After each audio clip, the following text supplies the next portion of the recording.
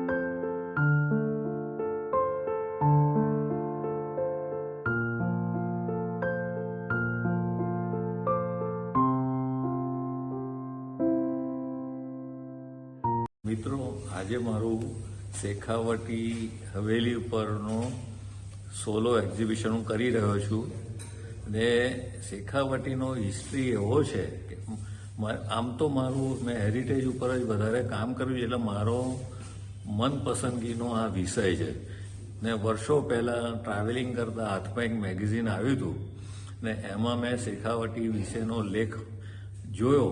ત્યારથી મારા મનમાં બીજ રોપાયા હતા કે આ જગ્યાની હું ફોટોગ્રાફી ક્યારે કરીશ. મને એવો ખ્યાલ નહોતો કે શેખાવટી બધા જુદા જુદા ગામોનો આખો વિસ્તાર છે. અહીંયા બહુ 250થી ઉપર હવેલીઓ છે ને બધી ફ્રેસ્કો પેઇન્ટિંગ કરેલી છે. એનું આર્કિટેક્ચર પણ એક સરખું હોય છે, પણ જેમ જેમ જેવો ધનાઢ્ય માણસ એ પ્રમાણે એની ધનાઢ્યતા દેખાડવા માટે એટલું અંદર એ પેઇન્ટિંગ્સ કરાવે. મૂળ શેખાવટી વિસ્તાર સિલ્ક રૂટ ઉપર આવેલો હતો, એટલે આ જે બિઝનેસ ચાઇનાથી માંડીને છે તુર્કી સુધી થતો હતો એમાં આ વચ્ચે હોવાથી અહીંના લોકો બિઝનેસમેન એવા હતા. ને 1920ની વાત કરું તો હિન્દુસ્તાનમાં 32 લખપતિ હતા, જ્યાં એમાંથી 28 લખપતિ આ એરિયાના જ છે, જેમાં બિરલા છે, ગોયંકા છે, મિત્તલ છે, પોદ્દારજી છે. ને જ્યારે અંગ્રેજો આવ્યા એમને આ કમ્યુનિટીમાં એક કુને જોઈ બિઝનેસની, એટલે એ લોકો એમને કલકત્તા લઈ ગયા અને મુંબઈ લઈ ગયા ને કોક દિલ્હી પણ ગયા. પણ કલકત્તામાં ઈસ્ટ ઇન્ડિયા કંપનીએ આ બધાને એજન્ટો બનાવ્યા ને એમને ફ્લરિશ કર્યા એકદમ.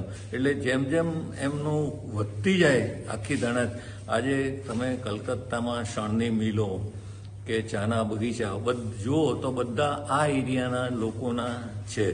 ને જે મને પ્રભાવિત થયેલો કે અંદર જે એટલી ઝીણવટથી સરસ આપણા પૌરાણિક કથાઓ છે, રામાયણ છે, મહાભારત છે, એ બધાયના ઇતિહાસો અંદર દોરેલા છે. ને એમાં અમુક જગ્યાઓ તો એવી સુંદર છે કે જે આપણે માનવામાં ના આવે કે દાખલા કે આપણે જેને સ્મશાન કહીએ એ લોકો ત્યાં આગળ છત્રી કહે, છત્રીની અંદર પણ એટલું પેઇન્ટિંગ હોય. તો બીજું મારી એક ભાવના એ છે કે આ વિરાસત, આ રાજસ્થાનની ધરોહરને આપણે વધુનું વધુ માણીએ, કારણ કે શેખાવટી વિસ્તારમાં જનારા લોકો બહુ જ ઓછા હોય છે. મોટે ભાગના પરદેશવાળા વધારે હોય છે, એમાં એ ફ્રેન્ચ લોકો વધારે અહીંયા ટ્રાવેલ કરતા હોય. એટલે આ મારી વિરાસતને લોકો જાણે ને એને વધુ ને વધુ ફેલાવો થાય, એના ઉપર મેં બુક પણ પબ્લિશ કરી ને એનો મને એટલો બધો સરસ રિસ્પોન્સ મળી ગયો. હજુ તો બુક બહાર, કારણ કે હું જયપુરમાં કરવાનો છું એક્ઝિબિશનમાં એનું લોન્ચિંગ, પણ અહીંયા અત્યારથી જ મારું સ્પોન્સરિંગ વધી ગયું ને બહુ સરસ મને એનો લાભ મળ્યો.